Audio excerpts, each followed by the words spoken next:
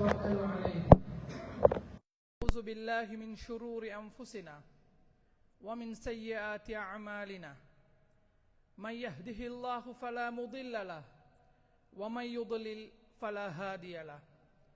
أشهد أن لا إله إلا الله وحده لا شريك له وأشهد أن محمدا عبده ورسوله. الصلاة والسلام على أشرف الأنبياء وسيد المرسلين محمد صلى الله عليه وسلم وعلى آله وأصحابه أجمعين. فيا عباد الله أوصيكم وإياي أولا بتقوى الله. يا أيها الذين آمنوا اتقوا الله حق تقاته ولا تموتن إلا وأنتم مسلمون. فإن أصدق الحديث كتاب الله فأحسن الهدي هدي محمد صلى الله عليه وسلم وشر الأمور محدثاتها وكل محدثة بدعة وكل بدعة ضلالة وكل ضلالة في النار. நஜ்ஜானி அல்லாஹு வஇய்யாக்கும் அல்லாஹும்ம ஆமீன்.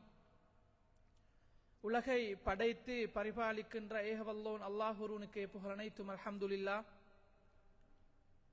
இறுதி நபியாக வந்து எமக்கு வாழ வழிகாட்டிய பெருமானார் முஹம்மது நபி ஸல்லல்லாஹு அலைஹி வஸல்லம் அவர்கள் மீதும் அவர்களை பின்தொடர்ந்து வந்த சஹாபாக்கள், தாபிஊன்கள், தபஅத் தாபீன்கள் மற்றும் இந்த தீனுல் இஸ்லாத்தை வாழ்வு நெறியாக ஏற்று நடக்கின்ற முஃமினான ஆண்கள் பெண்கள் அனைவர் மீதும் அல்லாஹு தஆலாவின் சாந்தியும் சமாதானமும் என்றென்றும் உண்டாகட்டும் என்று பிரார்த்தித்ததன் பின்னால் ஜும்ஆவுடைய கடமையை நிறைவேற்றுவதற்காக வேண்டி இந்த இறை இல்லத்தில் இஅ்திகாஃபுடைய நியத்தோடு ஒன்று கூடியிருக்கின்ற அல்லாஹு தஆலாவின் நல்லடியார்களே, எனது அன்பின் சகோதர சகோதரிகளே, அல்லாஹ் ஒருவனை மட்டுமே வணங்கி வழிபடுமாறும் அவன் ஏவிய விடயங்களை எடுத்தும் அவன் தடுத்திருக்கின்ற விடயங்களிலிருந்து முற்றுமுழுதாக விலகி ஒதுங்கி தவிர்ந்து வாழுமாறு முதலில் எனக்கும் அப்பால் உங்களுக்கும் வசியத்தெனும் அன்பு கட்டளையிடுகின்றேன். என் அன்புக்குரிய சகோதரர்களே, அல்லாஹு தஆலாவின் நல்லடியார்களே, இன்றைய குத்துபாவில் உங்களோடு வீண் விரயம் செய்வது தொடர்பிலே குர்ஆனும் சுன்னாவும் எடுத்திருக்கின்ற சில கடுமையான நிலைப்பாடுகள் தொடர்பில் ஞாபகம் ஊட்டலாம் என்று நினைக்கின்றேன் இன்ஷா அல்லாஹ். இன்றைய தலைப்புக்குரிய பீடிகையாக ஒரு சம்பவத்தோடு ஆரம்பிப்பது பொருத்தமாக இருக்கும் என்று நினைக்கின்றேன். இது போன்ற ஒரு கடுமையான வெயில் வெப்பம் நிலவுகின்ற ஒரு மதிய வேளையில் ரசூலுல்லாஹி ஸல்லல்லாஹு அலைஹி வஸல்லம் அவர்கள் தன்னுடைய வீட்டிலே உண்பதற்கு போதிய உணவின்றி பசியோடு வீட்டிலிருந்து வெளியேறி வருகிறார்கள். வெளியேறி சென்று சில தூரம் நடந்து செல்கின்ற போது அபூபக்கர் ரலியல்லாஹு அன்ஹு அவர்களை ரசூலுல்லாஹி ஸல்லல்லாஹு அலைஹி வஸல்லம் அவர்கள் காண்கிறார்கள். இந்த கஷ்டமான நேரத்திலே ஏன் நீங்கள் வீட்டிலிருந்து வெளியே வந்தீர்கள் யா ரசூலல்லாஹ் என்று கேட்டபோது ரசூலுல்லாஹி ஸல்லல்லாஹு அலைஹி வஸல்லம் அவர்களும் அபூபக்கர் ரலியல்லாஹு அன்ஹு அவர்களும் அவர்கள் வீட்டிலிருந்து வெளியே வருவதற்கான காரணம் பசிதான் என்பதனை பரிமாறிக்கொள்கிறார்கள். இருவருமாக சேர்ந்து உணவு தேடி சற்று தொலைவு நடந்து செல்கின்ற போது மறுபுறத்தால் உமர் ரலியல்லாஹு அன்ஹு அவர்கள் வீட்டிலிருந்து வெளியேறி வருகிறார்கள். உமர் ரலியல்லாஹு அன்ஹு அவர்களை கண்ட இந்த இரண்டு பேரும் உமர் ரலியல்லாஹு அன்ஹு அவர்களை பார்த்து கேட்கிறார்கள், உமரே, இந்த நேரத்தில் உங்களை வீட்டிலிருந்து வெளியேற்றிய காரணி என்ன என்று கேட்டபோது உமர் ரலியல்லாஹு அன்ஹு அவர்கள் பதில் சொல்கிறார்கள், உங்கள் இருவரையும் எந்த காரணம் வீட்டிலிருந்து வெளியேற்றியதோ அதே காரணம்தான் என்னையும் வீட்டிலிருந்து வெளியேற்றி இருக்கிறது யா ரசூலல்லாஹ் என்று சொன்னபோது ரசூலுல்லாஹி ஸல்லல்லாஹு அலைஹி வஸல்லம் அவர்களும் அவருடைய இரண்டு தோழர்களும் ஒன்றாக இணைந்து அபூ ஹைஸம் அல் அன்சாரி ரலியல்லாஹு அன்ஹுடைய வீட்டை நோக்கி செல்கிறார்கள். அன்சாரி சமூகத்தைச் சேர்ந்த அந்த சஹாபியினுடைய வீட்டுக்கு சென்று ரசூலுல்லாஹி ஸல்லல்லாஹு அலைஹி வஸல்லம் அவர்கள் அந்த சஹாபியை பெயர் கூறி அழைக்கிறார்கள். அப்போது அவருடைய மனைவி வெளியே வந்து பதில் சொல்கிறார்கள், இந்த தருணத்தில் அவர் வீட்டிலே இல்லை, எங்களுக்கான குளிர்ந்த நீரை எடுத்து வருவதற்காக வேண்டி அவர் சென்றிருக்கிறார் என்று சொன்னபோது ரசூலுல்லாஹி ஸல்லல்லாஹு அலைஹி வஸல்லம் அவர்களும் அவருடைய 2 தோழர்களும் வெளியே காத்திருக்கிறார்கள். சில நேரம் கழித்து அபூ ஹைஸம் அல் அன்சாரி ரலியல்லாஹு அன்ஹு அவர்கள் தன்னுடைய வீட்டுக்கு வருகின்ற போது ஆச்சரியம் அடைகிறார்கள். மிகச்சிறந்த மனிதரும் அவருடைய 2 தோழர்களும் என்னுடைய வீட்டிலே விருந்தாளியாக வீற்றிருக்கிறார்கள். உலகத்திலே என்னை விட இன்றைய விருந்தினர்களை கொண்ட யாரும் இருக்க முடியாது என்கின்ற சந்தோஷமான செய்தியை உரக்க கூறியவர்களாக அபூ ஹைஸம் அல் அன்சாரி ரலியல்லாஹு அன்ஹு அவர்கள் அந்த மூவரையும் வரவேற்று அவருக்கு சொந்தமான ஈத்த மரங்கள் நிரம்பி அந்த சோலையிலே ஒரு விரிப்பை விரித்து மூவரையும் அமரச் செய்து பேரீத்தம் பழங்களையும் குளிர்ந்த நீரையும் இன்னும் சில பல வகைகளையும் பகிர்ந்து அவர்களுடைய பசி ஆற்றுகிறார்கள்.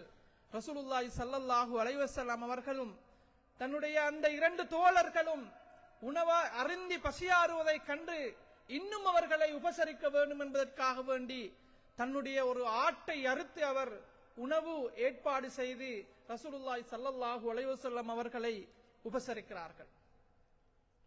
ரசூலுல்லாஹி ஸல்லல்லாஹு அலைஹி வஸல்லம் அவர்களும் அந்த 2 தோழர்களும் வயிறார புசித்ததன் பின்னர் சொல்லுகின்ற செய்திதான் மிக முக்கியமானது. ரசூலுல்லாஹி ஸல்லல்லாஹு அலைஹி வஸல்லம் அவர்கள் அபூபக்கர் ரலியல்லாஹு அன்ஹு அவர்களையும் உமர் ரலியல்லாஹு அன்ஹு அவர்களையும் பார்த்து சொல்லுகிறார்கள், வல்லதி நஃப்ஸி பியதி, எனது ஆத்மா யார் கைவசம் இருக்கிறதோ அந்த ரப்பின் மீது ஆணையாக, லதுஸ் அலுன் அன் ஹாதன் நஈம் யௌமல் கியாமா, இந்த நிஅமத்துக்கள் தொடர்பிலே நிச்சயமாக நீங்கள் விசாரிக்கப்படுவீர்கள். எந்த நிஅமத்? பசியிலே உணவின்றி அடுத்த மனிதருடைய வீட்டுக்கு வந்து வயிறார உண்ட அந்த உணவு குறித்து நீங்கள் விசாரிக்கப்படுவீர்கள். அந்த உணவு நிஅமத். தன்னுடைய தோழர் உங்களுக்கு உபசரிப்பிற்காக ஏற்பாடு செய்து தந்த அந்த உணவு ஒரு நிஅமத். இந்த உணவு குறித்து நீங்கள் விசாரிக்கப்படுவீர்கள்.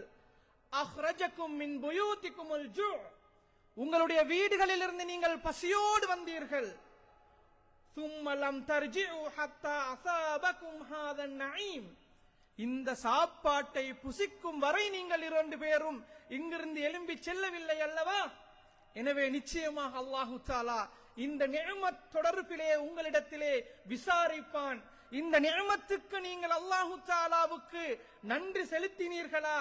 இந்த உணவை நீங்கள் அளவுக்கு அதிகமாக உண்டு புசித்து வீணடித்தீர்களா?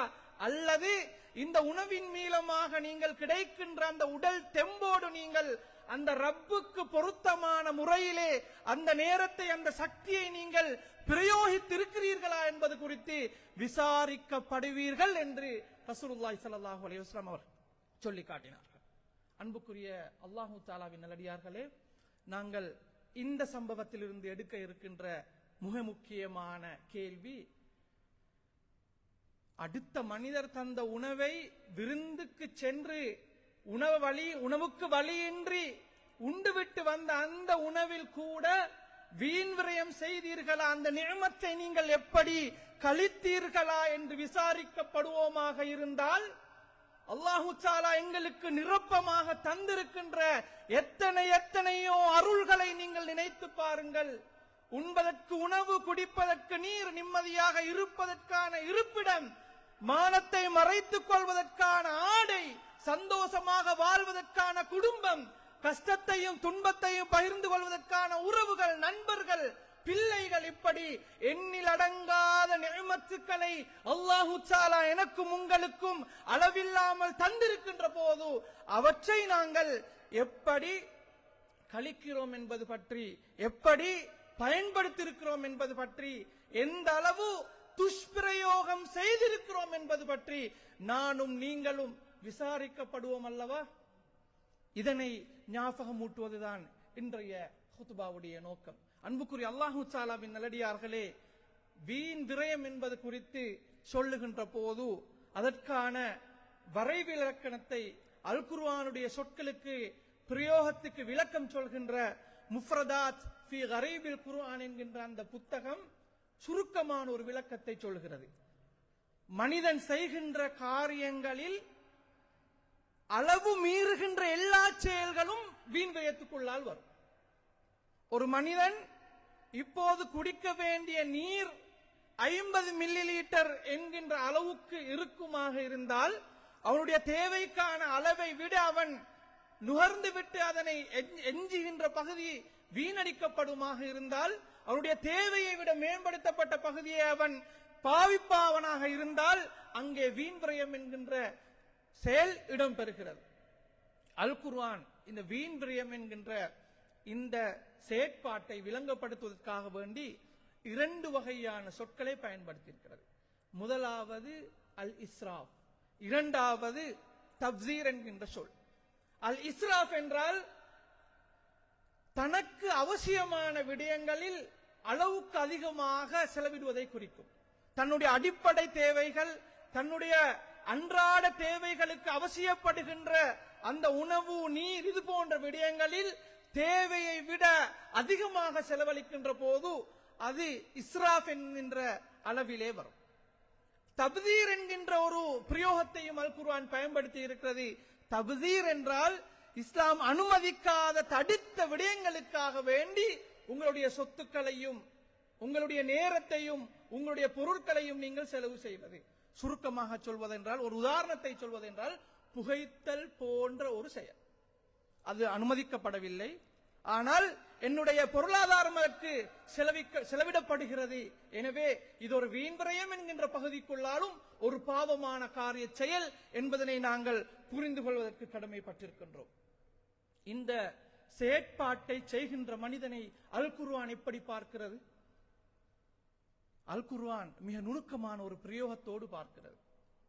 அல்லாஹு தஆலா சூரத்துல் காஃபிரினுடைய 45வது வசனத்திலே இஸ்ராஃப் என்கின்ற அடிப்படையிலே வருகின்ற அஸ்ரஃப என்கின்ற வீண்விரயம் செய்கின்ற என்கிற கருத்தை தருகின்ற அந்த சொல்லை இன்னும் ஒரு விதத்திலே பயன்படுத்தி இருக்கிறார். யாருக்கு தெரியுமா? குல் யா இபாதியல்லதீன அஸ்ரஃபு அலா அன்ஃபுஸிஹிம் லா தக்னது மின் ரஹ்மத்தில்லாஹ்.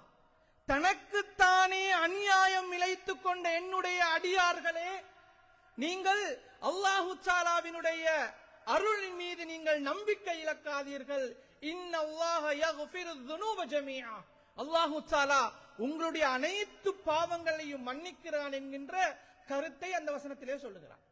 அந்த இடத்திலே அல்லாஹு தஆலா தனக்குத்தானே அநியாயம் இழைத்துக் கொண்டு பாவங்களோடு வாழ்ந்து தன்னைத்தானே தன்னுடைய கரங்களினால் செயற்பாடுகளினால் அழித்து நாசமாக்கிக் கொண்ட மனிதனுக்கும் அல்லாஹு தஆலா அஸ்ரஃபு என்ற சொல்லை கொண்டுதான் விழித்திருக்கிறான். அதே போன்று வீண் விரயம் செய்கின்ற செயற்பாட்டை பற்றி பேசுகின்ற போதும் அல்லாஹு தஆலா இஸ்ராஃப் என்ற சொல்லை தான் பயன்படுத்தி இருக்கிறான். ஆக மொத்தத்திலே அல் குர்ஆன் இஸ்ராஃப் என்கின்ற வீண் விரயம் என்கின்ற செயற்பாட்டை ஒரு மனிதன் தன்னைத்தானே அழித்துக் கொண்டுகின்ற, அல்லாஹ்வினுடைய அன்பிலிருந்து தூரமாக்கிக் கொள்கின்ற, அல்லாஹ்வுடைய திருப்தியிலிருந்து தன்னை தூரமாக்கிக் கொள்கின்ற, அல்லாஹு தஆலாவுடைய அன்பிலிருந்து தன்னை தூரமாக்கிக் கொள்கின்ற, ஷைத்தானுக்கு மிக நெருக்கமாக தன்னை கொண்டு போகின்ற, அல்லாஹு தஆலாவின் வெறுப்பை சம்பாதித்துக் கொள்கின்ற ஒரு செயற்பாடாக அல் குர்ஆன் பார்க்கிறது. சூரத்துல் அன்ஆமினுடைய 141வது வசனத்துக்கு வாருங்கள். அல்லாஹு தஆலா சொல்லுகிறான், வஹுவல்லதி அன்ஷா ஜன்னாத்தி மஅரூஷாத் வகைரு மஅரூஷாத். அல்லாஹு தஆலா அவன்தான் கிளைகளாக படர்ந்து செல்லக்கூடிய, கொடிகளாக படர்ந்து செல்லக்கூடிய தோட்டங்களை உருவாக்கினான். வன்னஹ்ல வஸ்ஸர்அ முக்தலிஃபன் உக்லுஹு வஸ்ஸைத்தூன வர்ரும்மான். அவன்தான் உங்களுக்கு பேரீச்சம் பழத்தையும் தானியங்களையும் விதவிதமாக அல்லாஹு தஆலா உங்களுக்காக வேண்டி தந்திருக்கின்றான். அதே போன்று பல்வேறுபட்ட வகையிலே உணவு வகைகள், அதாவது மாதுளம், இது போன்ற பல வகைகளையும் அல்லாஹு தஆலா உங்களுக்கு தந்திருக்கின்றான். அவை தோற்றத்திலே ஒத்தவைகளாகவும் இருக்கும், வித்தியாசமானவைகளாக இருக்கும். இப்படி அல்லாஹு தஆலாவினுடைய பல்வேறுபட்ட படைப்புகளில் உள்ள வித்தியாசங்களை அல்லாஹு தஆலா கூறிவிட்டு சொல்லுகிறான், குலு மின் ஸமரிஹி இதா அஸ்மர.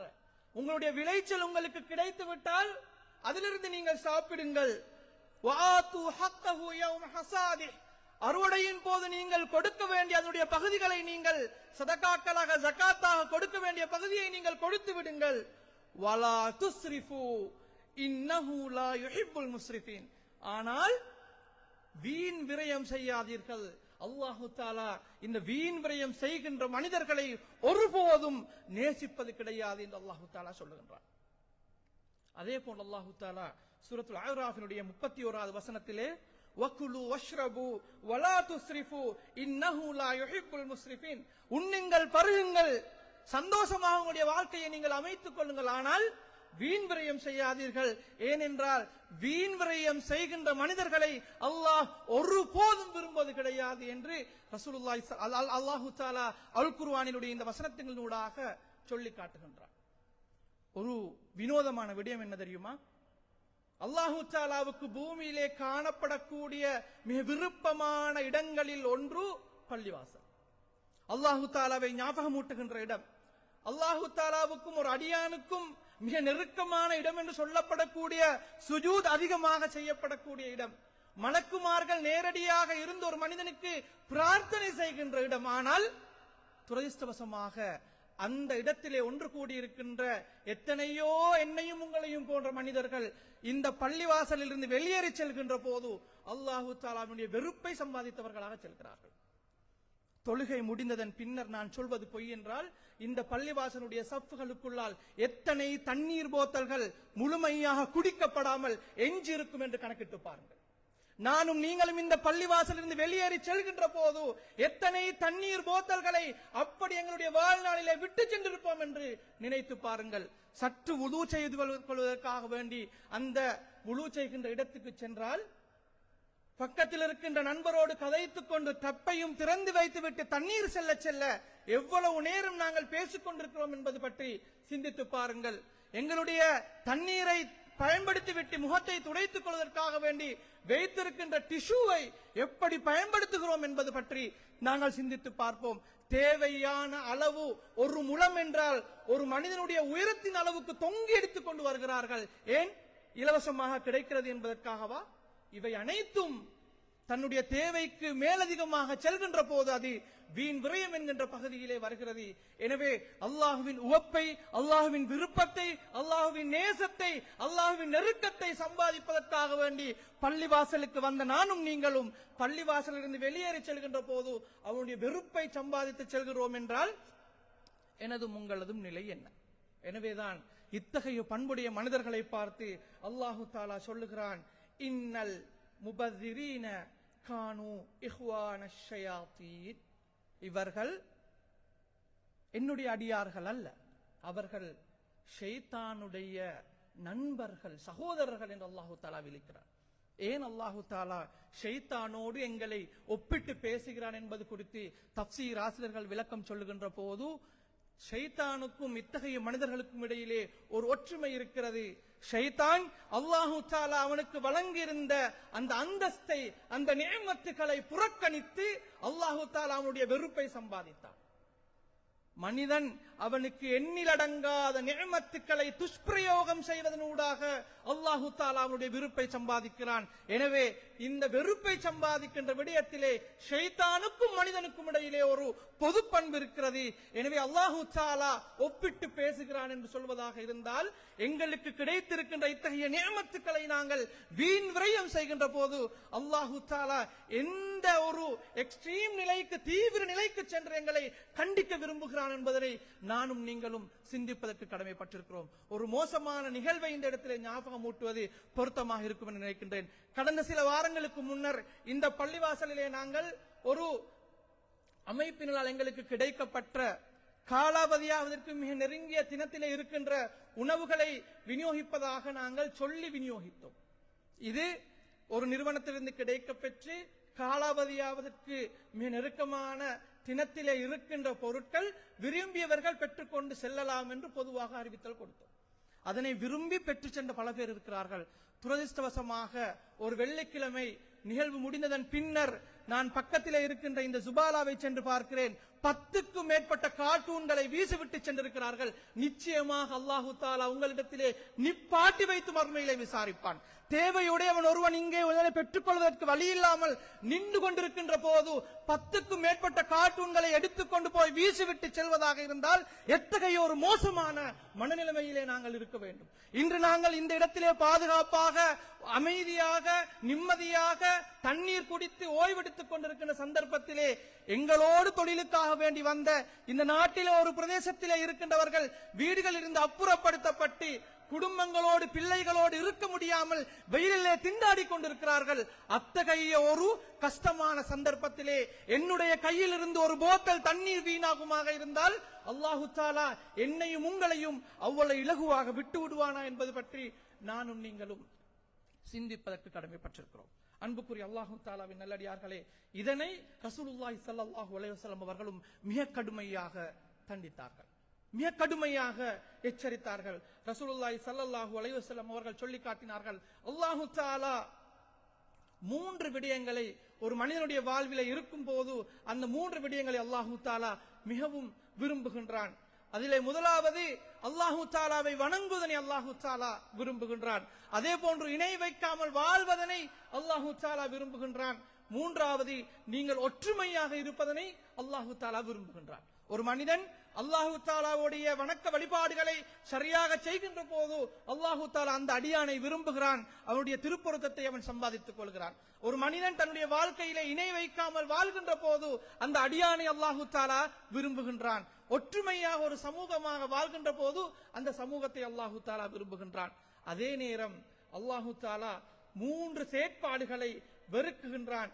அதிலே முதலாவது சொன்னது கேட்டது எல்லாவற்றையும் மக்களுக்கு மத்தியிலே எடுத்துச் செல்லுகின்ற பழக்க வழக்கம் உடையவர்களை அல்லாஹு தஆலா விரும்புகின்றான். உதாரணமாக வாட்ஸ்அப்களிலே வருகின்ற குப்பைகளை எல்லாம் ஃபார்வர்ட் படுகின்ற ஒரு பழக்கம் என்று சொல்லலாம். இரண்டாவதாக அதிகமாக கேள்வி கேட்கின்ற, சந்தேகத்தை கிளப்புகின்ற வகையிலே, குழப்பத்தை ஏற்படுத்துகின்ற வகையிலே கேள்வி கேட்கின்ற பழக்கம் உடையவர்களை அல்லாஹு தஆலா வெறுக்கின்றான். அதே போன்று சொத்துக்களை வீணடிப்பவனை அல்லாஹு தஆலா வெறுக்குகிறான் என்று ரசூலுல்லாஹி ஸல்லல்லாஹு அலைஹி வஸல்லம் அவர்கள் சொல்லி காட்டினார்கள். எனவே அன்புக்குரிய அல்லாஹு தஆலாவின் நல்லடியார்களே, எனது அன்பின் சகோதரர்களே, அல் குர்ஆனுடைய பார்வையாக இருந்தாலும் சரி, நபி ஸல்லல்லாஹு அலைஹி வஸல்லம் அவருடைய பார்வையாக இருந்தாலும் சரி, வீண் விரயம் செய்கின்ற பண்புடைய மனிதன் அல்லாஹு தஆலாவினுடைய அன்பிலிருந்து, நெருக்கத்திலிருந்து தூரமாக்கப்படுகிறான். அவன் ஷைத்தானுக்கு மிக நெருக்கமான ஒரு மனிதனாக மாறிவிடுகிறான் என்பதனை இந்த வசனங்கள் மிக சுருக்கமாக எங்களுக்கு சொல்லி காட்டுவதனை காணலாம். ஆனால் நானும் நீங்களும் எங்களுடைய அன்றாட வாழ்க்கையிலே தெரிந்தோ தெரியாமலோ ஏதோ ஒரு வகையிலே நாங்கள் இந்த பண்புகளுக்குள்ளால் அகப்பட்டுக் கொண்டிருக்கிறோம். நாங்கள் வீண் விரயம் என்று சொல்கின்ற போது பெரும்பாலும் நாங்கள் உணவோடு தொடர்புபடுத்தி மட்டும்தான் அதனை நாங்கள் பேசிக் கொண்டிருக்கின்றோம். நாங்கள் உண்ணுகின்ற உணவிலும் அது காணப்படுகிறது, அதே போன்று குடிக்கின்ற நீரிலும் அது காணப்படுகின்றது. எனவே நாங்கள் உணவையும் நீரையும் எல்லை மீறி எடுக்கின்ற போதும் அது வீண்விரயமாக கருத்தில் கொள்ளப்படுகிறது. எனவேதான் அல்லாஹு தஆலாவுடைய தூதர் ரசூலுல்லாஹி ஸல்லல்லாஹு அலைஹி வஸல்லம் அவர்கள் சொல்லி காட்டினார்கள், ஒரு மனிதன் நிரப்புகின்ற பாத்திரத்திலே மிக மோசமானது அவனுடைய வயிறாகும். ஏனென்றால் ஒரு மனிதனுடைய அவன் முதுகை நிமிர்த்தி வாழ்வதற்கு அவனுடைய ஒரு நேரத்துக்கு அவனுக்கு ஒரு சில உணவு கவனங்கள் போதுமானது. அவன் அதை மீறி உண்கின்ற பழக்கம் உடையவனாக இருந்தால் அதனை அவன் 3ஆக பிரித்துக் கொள்ளட்டும். ஒரு பகுதியை ஃபசுலுசுன் லித்தாம், தண்ணீருக்கு உணவுக்காக வேண்டி அவன் ஒதுக்கிக் கொள்ளட்டும். வசுலுசுன் லிஷராப், இன்னும் ஒரு பகுதியை அவன் நீருக்காக வேண்டி ஒதுக்கிக் கொள்ளட்டும். வசுலுசுன் லின்னப்ஸ், 3வது பகுதியை அவன் விட்டுவிடட்டும், அவனுக்காக வேண்டி அதனை விட்டுவிடட்டும் என்று ரசூலுல்லாஹி ஸல்லல்லாஹு அலைஹி வஸல்லம் அவர்கள் சொன்னார்கள். எனவே இருக்கின்ற சாப்பாட்டை முடிக்க வேண்டும் என்றோ, இதனை யாராவது எடுத்துக்கொண்டு போய் சென்று விடுவார்கள் என்று கட்டி பிடித்துக் கொள்வதனையோ இஸ்லாம் விரும்பவில்லை. தனக்கு கிடைப்பதனை எடுத்து போதுமாக்கிக் கொள்கின்ற பழக்கத்தை நாங்கள் உருவாக்கிக் கொள்ள கடமைப்பட்டிருக்கிறோம். எங்களிடத்தில் ஒரு பலவீனம் பொதுவாக காணப்படுகிறது. எனக்கு தேவையானது என்பதனை தாண்டி எனக்கு எவ்வளவு முடியுமோ எடுக்க முடியுமானதை நான் எடுத்துக்கொள்கிறேன் என்கின்ற ஒரு பழக்கம் எங்களிடத்திலே இருக்கிறது. ஒரு 10 பொதி உணவை வைத்து நீங்கள் தேவையானவர்கள் எடுத்துக்கொள்ளுங்கள் என்றால் எனக்கு எத்தனையை எடுத்துக்கொள்ள முடியுமோ நான் அதனை எடுத்துக்கொள்கின்ற பழக்கம் தான் என்னிடத்தில் இருக்கிறதே தவிர இது எனக்கு தேவையா என்பதனை யோசித்து நாங்கள் எடுக்கின்ற பழக்கம் எங்களிடத்திலே இல்லாமல் இருக்கிறது. என்னிடத்திலே இப்போது பகலைக்கான உணவு இருக்கிறது, இரவுக்கான உணவு இல்லை என்றால் இந்த இடத்திலே பகல் பொழுதுக்கான உணவு விநியோகிக்கப்படுமாக இருந்தால் நான் அந்த பொதியை எடுப்பது தார்மீக ரீதியாக பிழையானது. இந்த பள்ளிவாசலிலே 10 பொதி உணவு இருந்து பள்ளிவாசலுக்கு வர முடியாத என்னுடைய நண்பன் வீட்டிலே இருக்கிறான் என்பதற்காக வேண்டி இந்த இடத்திலே ஒரு பார்சலை நான் எடுத்துச் செல்வதாக இருந்தால் அது தார்மீக ரீதியாக பிழையானது. ஏன்? பள்ளிவாசலில் ஒருவன் பசியோடு இருக்க முடியும். அவன் எல்லோரும் எடுத்ததன் பின்னர் இருப்பதை பகிர்ந்து கொள்வதிலே பிரச்சனை கிடையாது. அடுத்தவனை பாதிக்கின்ற விதத்திலே நாங்கள் எடுத்துக்கொள்வோமாக இருந்தால், எல்லாவற்றையும் சுருட்டிக் கொள்கின்ற பழக்கம் இருக்குமாக இருந்தால் அது பிழையானது என்பதனை புரிந்து கொள்ள வேண்டும். இரண்டாவது, எங்களிடத்திலே பொதுவாக காணப்படுகின்ற ஒரு பழக்கம் தண்ணீர் விரயம். குறிப்பாக ரசூலுல்லாஹி ஸல்லல்லாஹு அலைஹி வஸல்லம் அவர்கள் வுளூவோடு தொடர்புபடுத்தி சொல்லி காட்டினார்கள். ஒரு நாட்டுப்புற அரபிக்கு ரசூலுல்லாஹி ஸல்லல்லாஹு அலைஹி வஸல்லம் அவர்கள் வுதுவை செய்வதனை கற்றுக் கொடுத்து விட்டு நீங்கள் எல்லாவற்றையும் மூன்றாக செய்யுங்கள். ஹாதல் வுது, இதுதான் வுதுவாகும். ஃபமன் ஜாத அலா ஹாதா ஃபகத் அஸா அவ் தஅத்தா அவ் ஸலம, யார் அதற்கு மேலதிகமாக இப்படி நீரை விரயம் செய்கிறாரோ அவர் அநியாயம் இழைத்து விட்டார், அவர் அத்துமீறி விட்டார் என்று ரசூலுல்லாஹி ஸல்லல்லாஹு அலைஹி வஸல்லம் அவர்கள் சொல்லி காட்டினார்கள். எனவே நீரினுடைய பெருமதியை உணர்ந்து நாங்கள் அதனை பாதுகாப்பாக பயன்படுத்துவதற்கு கடமைப்பட்டிருக்கிறோம். அதே போன்று பொது சொத்துக்களிலே துஷ்பிரயோகம் செய்வதனை நாங்கள் தவிர்த்து கொள்ள வேண்டும். குறிப்பாக மின்சாரம் போன்ற விடயங்கள், இத்தகைய விடயங்களிலே நாங்கள் மிக கவனமாக நடந்து கொள்ள வேண்டும். பொது சொத்துக்களை பயன்படுத்துகின்ற விதத்திலே நாங்கள் மிக பொறுப்போடு நடந்து கொள்ள வேண்டும்.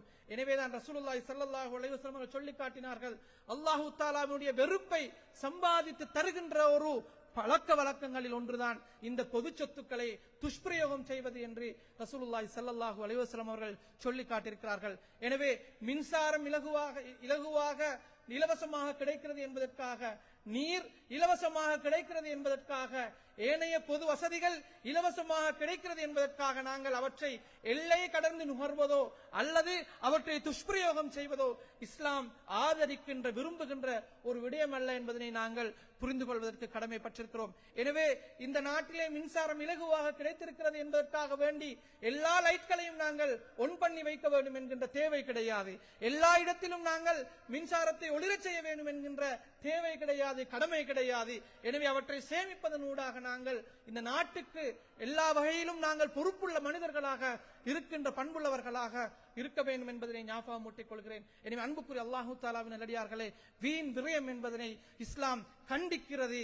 அதிலும் குறிப்பாக அனுமதித்த விடயங்களிலேயே எல்லை மீறி செல்வதாக இருக்குமாக இருந்தால் தடுத்த விடயங்களிலே நீங்கள் செய்கின்ற செலவீனங்களுக்கு அல்லாஹு தஆலாவிடத்திலே மறுமையிலே பதில் சொல்லியாக வேண்டும் என்பதனை வலியுறுத்திக் கொள்கிறேன். ஹராமான விடயங்களுக்காக வேண்டி செலவு செய்பவர்கள், குறிப்பாக புகைத்தல் விடயத்திலே செலவு செய்கின்றவர்கள் அல்லாஹு தஆலாவிடத்திலே என்ன பதிலை சொல்ல போகிறீர்கள் என்பதனை இந்த பள்ளிவாசலிலிருந்து வெளியேறி செல்வதற்கு முன்னர் கேட்டுக்கொள்ளுங்கள். வாகனத்திலே இப்போது சிகரெட்டை வைத்து வந்திருக்கின்றவர்கள், உங்களுடைய வலது அல்லது இடப்பக்கத்திலே இப்போது சிகரெட்டை வைத்துக் கொண்டு பள்ளிவாசலிலே தொழுது கொண்டிருப்பவர்கள், சிகரெட்டை போன்று இஸ்லாம் தடுத்திருக்கின்ற அந்த இலத்திரனியல் வடிவத்திலே இருக்கின்ற எந்த ஒரு விடயத்தையும் கொண்டும் அவற்றை புசிப்பவர்கள், அல்லாஹ்விடத்திலே நீங்கள் பதில் சொல்லிவிட்டு இந்த ஜும்மாவை நிறைவு செய்து கொண்டு நீங்கள் வெளியேறி செல்லுங்கள். நீங்கள் அதற்காக வேண்டி செலவு செய்கின்ற ஒவ்வொரு ஃபீஸுக்கும் அல்லாஹு தஆலா நிச்சயமாக கேள்வி கேட்பான். நீங்கள் செலவு செய்த ஒவ்வொரு ஃபில்ஸுக்கும் நீங்கள் அல்லாஹ்விடத்திலே பதில் சொல்லியாக வேண்டும். ஹலாலாக அனுமதித்த உணவினுடைய ஒரு மணியை வீணாக்கியதற்கும் அல்லாஹு தஆலா கேள்வி கேட்பான் என்று இருந்தால், அனாவசியமாக செலவழித்த விட்ட ஒவ்வொரு புகைக்கும் அல்லாஹு தஆலா நிச்சயமாக கேள்வி கேட்பான் என்பதனை ஞாபகமூட்டி இறுதியாக ஒரு சம்பவத்தை, ஒரு நிகழ்வை கூறி இந்த குத்பாவை நிறைவு செய்து கொள்கிறேன். எங்களோடு பணிபுரிகின்ற ஒரு மாற்று மத சமூகத்தைச் சேர்ந்த சில சகோதரர்களோடு உட்கார்ந்து நாங்கள் ஒரு சபையிலே அமர்ந்து கொண்டிருக்கிறோம். எங்களோடு பக்கத்திலே இருக்கின்ற அந்த ஒரு சகோதரர் உண்ணுகின்ற போது அவருடைய பிளேட்டை சூழ உள்ள அந்த பகுதியிலே சோத்து மணிகள் விழுந்து கிடக்கிறது. அதனை மாற்று மதத்தைச் சேர்ந்த ஒரு சகோதரர் பார்த்து கொண்டிருக்கிறார். பார்த்து கொண்டு விட்டு அந்த சகோதரரை பார்த்து சொல்லுகிறார்கள், அந்த ஒவ்வொரு மணி சோத்தையும் நீங்கள் பொறுக்கி சாப்பிட வேண்டும் என்று சொல்லுகிறார். இருவரும் மாற்று மத சகோதரர்கள் என்ன நடக்கிறது என்பதை நாங்கள் பக்கத்திலிருந்து பார்த்துக் கொண்டிருக்கிறோம். உணவை சிந்திய சகோதரர் அந்த உணவு மணிகளை பொறுக்கி உண்ணுகிறார். இப்போது உணவை பொறுக்கி உண்ணச் சொன்ன அந்த மாற்று மத சகோதரர் சொல்லுகிறார், நான் இஸ்லாமிய சமூகத்தைச் சேர்ந்த எங்களோடு பணிபுரிந்த ஒரு உயர் அதிகாரியிடத்திலே சாரதியாக பணியாற்றினேன். அவர் உண்ணுகின்ற போது என்னையும் அவரோடு பக்கத்திலே அருகிலே வைத்து சமமாக பகிர்ந்து உண்ணுவார். அவரிடத்திலே நான் கண்ட ஒரு விடயம், அவர் காரியாலயத்துக்கு லஞ்ச் சீட்டிலே சாப்பாட்டை எடுத்துக்கொண்டு வந்தால் ஒரு மணிச்சோர்த்தை கூட வீணாக வீச விடமாட்டார். அனைத்தையும் அவர் வலித்து தேடி உண்டு. நீங்கள் அந்த லஞ்ச் சீட்டை எடுத்து பார்த்தால், அந்த உணவு சுத்தி அந்த பொதியை எடுத்து பார்த்தால் ஒரு மணிச்சோத்தை நீங்கள் காண மாட்டீர்கள். ஏன் நீங்கள் இப்படி செய்கிறீர்கள் என்று கேட்டதற்கு அவர் சொன்ன பதில், முதலாவது, நான் ஒரு விவசாய குடும்பத்திலிருந்து வருகின்ற ஒரு மனிதன், அதனை உற்பத்தி செய்து என்னுடைய தட்டுக்கு கொண்டு வருவதற்கு அவர்கள் எத்தனை கஷ்டப்படுகிறார்கள் என்பதனை நான் கண்டிருக்கிறேன். இரண்டாவது, என்னுடைய ரப் எனக்கு சொல்லி தந்திருக்கிறான், ஒவ்வொரு மணி சோத்துக்கும் நான் கேள்வி கேட்கப்படுவேன். வீணாக்கப்படுகின்ற ஒவ்வொரு அரிசி மணிக்கும் நான் பதில் சொல்வதற்கு என்னை நான் தயார்படுத்திக் கொள்ள வேண்டும் என்று அவர் எனக்கு பதில் சொன்னார். அன்றிலிருந்து நான் என்னுடைய தட்டிலிருந்து ஒரு மணி சோத்தை நான் வீணாக்கியது கிடையாது என்று அவர் எங்களிடத்திலே பரிமாறிக்கொள்கின்றார். எனவே அன்புக்குரிய அல்லாஹு தாலாவின் நல்லடியார்களே, முன்மாதிரிகள் இன்றைய சூழலும் காணப்படுகிறது. அது அடிப்படையான இத்தகைய பண்புகளிலிருந்து ஆரம்பிக்க வேண்டும். நாம் எங்களை எப்படியான ஒரு சமூகமாக, தனி மனிதனாக எங்களை காட்டியிருக்கிறோம். ஒரு தனி மனிதனாக, ஒரு குடும்பமாக நாம் எப்படி சமூகத்துக்கு முன்னால் முன்வைத்திருக்கிறோம் என்பதனை கேள்வியாக வைத்துவிட்டு இந்த ஹுதுபாவை நிறைவு செய்து கொள்கிறேன். வல்லநாயன் அல்லாஹு தாலா எனதும் உங்களதும் நட்பணிகளை பொருந்திக் கொள்வானாக. எங்களுடைய நற்செயல்களை அவன் அங்கீகரித்து எங்களுக்கு மறுமையிலே உயர்ந்த ஈடேற்றத்தை வழங்குவானாக. யாழ் இந்த மோசமான பண்பிலிருந்து எம் அனைவரையும் பாதுகாப்பாயாக. ஷைத்தானுடைய நெருக்கமோ சகவாசமோ எங்களுக்கு தேவையில்லை ரஹ்மானே. உன்னுடைய அன்பும் கருணையும் உன்னுடைய நெருக்கமும் மட்டும்தான் எங்களுக்கு மிக அவசியமானது யா ரப்பே. உன்னுடைய அடியார்களாக, உனக்கு மிக நெருக்கமானவர்களாக வாழ்ந்து மரணிக்கின்ற பாக்கியத்தை எம் அனைவருக்கும் நசீபாக்குவாயாக. எங்களுடைய பெற்றோர்களுடைய பாவங்களை மன்னித்தருள்வாயாக. எங்களை விட்டு பிரிந்து மன்னரைகளை வாழ்கின்ற எங்களுடைய உறவுகளுடைய கபூர்களை, சக மனிதர்களுடைய கபூர்களை அல்லாஹ் யா அல்லாஹ் நீ விசாலமாக்கி சுவனத்தின் பூஞ்சோலையாக ஆக்கி வைப்பாயாக. بارك الله لنا ولكم بالقرآن العظيم ونفعنا بالآيات والذكر الحكيم إنه تعالى جواد كريم ملك عظيم ورب